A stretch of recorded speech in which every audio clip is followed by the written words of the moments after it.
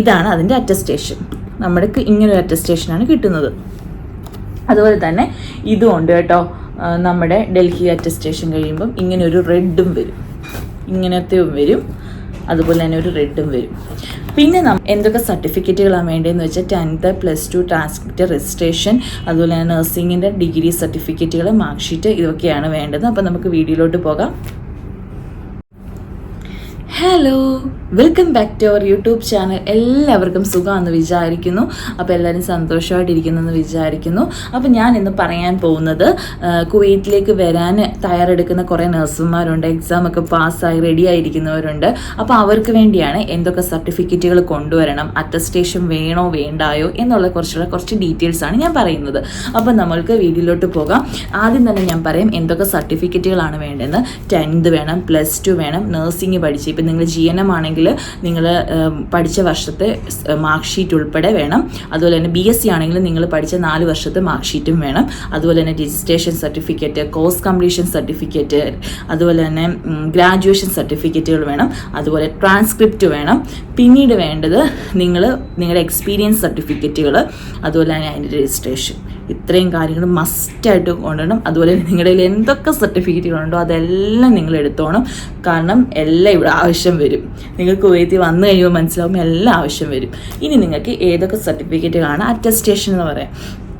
നമ്മുടെ ഡൽഹിയിലാണ് നമ്മുടെ ഇന്ത്യൻ കുവൈറ്റ് എംബസിയുടെ അറ്റസ്റ്റേഷൻ. അപ്പം ഞാനാണെങ്കിൽ ചെയ്തേക്കുന്ന അറ്റസ്റ്റേഷൻ ഇതാണ് അവർ അറ്റസ്റ്റ് ചെയ്ത് തരുന്നത്. സ്റ്റേറ്റ് ഓഫ് കുവൈറ്റ് കാണാൻ പറ്റുന്ന തരത്തിൽ സ്റ്റേറ്റ് ഓഫ് കുവൈറ്റ്, പിന്നെ ഇതും റെഡ് കളറിലുള്ളതുമാണ്.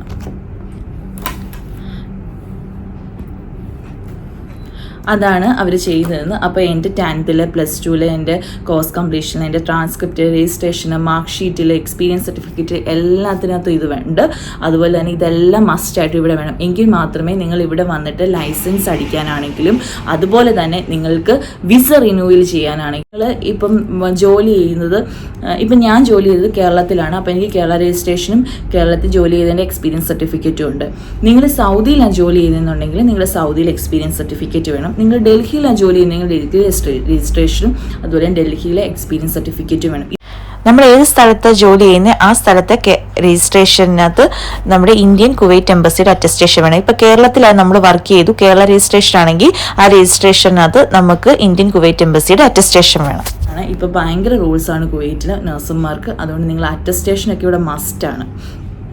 അതുപോലെ തന്നെ ഇപ്പോൾ അവർ പറയുന്നത്, ഇപ്പോൾ അവർ ലൈസൻസിനും റെസിഡൻസിയും ഒക്കെ റിന്യൂ ചെയ്യാനൊക്കെ അവർ പറയുന്നത് നമ്മുടെ എല്ലാ സർട്ടിഫിക്കറ്റുകളും അറബിയിലോട്ട് ട്രാൻസ്ലേറ്റ് ചെയ്യണമെന്ന്. അതൊക്കെ നിങ്ങൾ ഇവിടെ വന്നിട്ട് ചെയ്താൽ മതി, അങ്ങനെ അവർ പറയുന്നുണ്ട്. കാരണം ഞങ്ങളോടൊക്കെ ഞങ്ങളുടെ ഹോസ്പിറ്റലുകാർ അത് പറഞ്ഞിട്ടുണ്ട്. അതൊക്കെ നിങ്ങൾ ഇവിടെ വന്നിട്ട് ചെയ്താൽ മതി. പക്ഷേ അറ്റസ്റ്റേഷൻ എല്ലാം മസ്റ്റായിട്ട് നിങ്ങൾ നാട്ടിൽ നിന്ന് തന്നെ ചെയ്തിട്ട് വരും, അതായിരിക്കും ബെസ്റ്റ്. അല്ലാതെ ഇവിടെ വന്നിട്ട് നിങ്ങൾ പിന്നെ കാർഗോ അയച്ചു, നിങ്ങളുടെ ഫ്രണ്ട്സിൻ്റെ കൊടുത്തു വിട്ടു, അപ്പോൾ ആകെ ഒരു വെപ്രാളവും ടെൻഷനും ഒക്കെ ആയിരിക്കും. അതിൻ്റെ ആവശ്യമില്ല. നിങ്ങൾ നല്ലൊരു ഏജൻസിയെ കണ്ടുപിടിച്ച് വിത്തിൻ 7 days 10 days ഉള്ളിൽ നിങ്ങൾക്ക് വേഗം തന്നെ അറ്റസ്റ്റ് ചെയ്ത് കിട്ടുന്നതായിരിക്കും. പിന്നീട് ഞാൻ പറയുന്നത് നിങ്ങളുടെ ട്രാൻസ്ക്രിപ്റ്റ്, അത് മറക്കരുത് കേട്ടോ. അത് മെയിനായിട്ടുള്ള ഇതാണ്. ട്രാൻസ്ക്രിപ്റ്റിലും അറ്റസ്റ്റേഷൻ വേണം. നിങ്ങൾ ഒരിക്കലും കള്ള സർട്ടിഫിക്കറ്റുകൾ ഉണ്ടാക്കിക്കൊണ്ട് വരരുത്. പ്രത്യേകിച്ച് എക്സ്പീരിയൻസിനൊന്നും നിങ്ങൾക്ക് ഗ്യാപ്പ് ഉണ്ടെന്ന് പറഞ്ഞ് കള്ള സർട്ടിഫിക്കറ്റുകൾ ഉണ്ടാക്കാനേ പാടില്ല. കാരണം ഇപ്പോൾ ഇവിടെ ഭയങ്കര ചെക്കിങ്ങും കാര്യങ്ങളൊക്കെ ആണ്. ഇൻ കേസ് പിടിച്ച് അവർ ബാൻ ചെയ്യും, പിന്നെ ഭയങ്കര പ്രശ്നങ്ങളായിരിക്കും. നിങ്ങൾക്ക് ഇറങ്ങും പോകാൻ പോലും പറ്റത്തില്ല. അപ്പോൾ നിങ്ങൾ അങ്ങനത്തെ കള്ളത്തരങ്ങളൊന്നും കാണിക്കും. നിങ്ങൾക്ക് ഉള്ള ഒറിജിനൽ സർട്ടിഫിക്കറ്റുകൾ നിങ്ങൾ കൊണ്ടുവരികയും സബ്മിറ്റ് ചെയ്യുകയും ചെയ്യുക. പിന്നീട് ഞാൻ പറയുന്നത്, നിങ്ങൾക്ക് ഇവിടെ വന്നിട്ട് ലോവറുണ്ട്, ഹയറുണ്ട്. ഹയർ എക്വലൻസി, ലോവർ എക്വലൻസി എന്നൊക്കെ പറയുന്നുണ്ട്. ലോവർ ചെയ്യാൻ നമ്മൾ 10th +2, ഹയർ ചെയ്യാൻ നമ്മുടെ എല്ലാ സർട്ടിഫിക്കറ്റുകളും വേണം നഴ്സിങ്ങിൻ്റെ.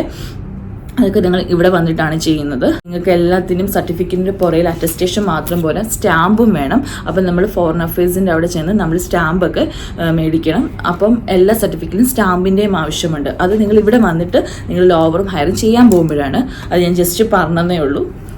അപ്പോൾ ഇത്രയൊക്കെ ഉള്ളൂ മെയിനായിട്ടുള്ള സർട്ടിഫിക്കറ്റും കാര്യങ്ങളൊക്കെ ഇതാണ്. അപ്പോൾ നിങ്ങളാരും കള്ളത്തരങ്ങളൊന്നും കള്ള സർട്ടിഫിക്കറ്റുകളൊന്നും കൊണ്ടുവരാതെ നോക്കണം. കാരണം പ്രത്യേകിച്ച് എക്സ്പീരിയൻസ് സർട്ടിഫിക്കറ്റുകൾ അത് നിങ്ങൾ ശ്രദ്ധിക്കുക. പിന്നെ അറ്റസ്റ്റേഷൻ ചെയ്തിട്ട് വരാൻ മസ്റ്റായിട്ട് നോക്കുക. അതുപോലെ തന്നെ ഇത്രയും സർട്ടിഫിക്കറ്റ് മാത്രമല്ല, നിങ്ങൾക്ക് BLSൻ്റെ സർട്ടിഫിക്കറ്റും വേണം. കാരണം എങ്കിൽ മാത്രമേ ലൈസൻസ് അടിക്കാനും അതുപോലെ തന്നെ റിന്യൂവലും ചെയ്യാൻ പറ്റത്തുള്ളൂ. അപ്പോൾ BLS ഇപ്പോൾ മസ്റ്റാണ് കുവൈറ്റിൽ. അപ്പം നിങ്ങൾ BLSും ചെയ്തിട്ട് വരണം. ഇത്രയേ ഉള്ളൂ വീഡിയോ ഇഷ്ടമാവുമെന്ന് വിചാരിക്കുന്നു, യൂസ്ഫുൾ ആവുമെന്ന് വിചാരിക്കുന്നു. അപ്പോൾ താങ്ക് യു, ബൈ ബൈ.